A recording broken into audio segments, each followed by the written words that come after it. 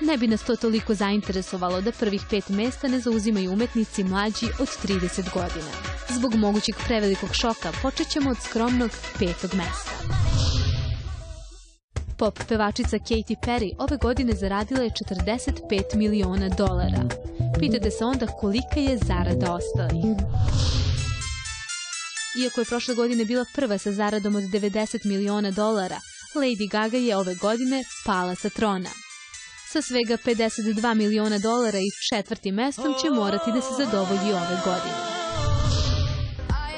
Na 3. mestu naše top liste je 23-godišnja Rihanna. Njena ovogodišnja zarada iznosi $53 miliona.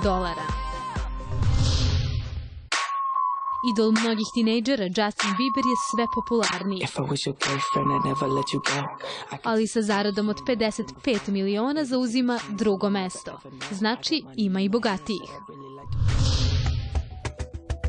Da li je najvrednija ili se više ceni njen rad, ne znamo, ali pevačica Taylor Swift zauzima 1. mesto. Sa zaradom od $57 miliona američkih dolara zadala je domaći zadatak mnogima.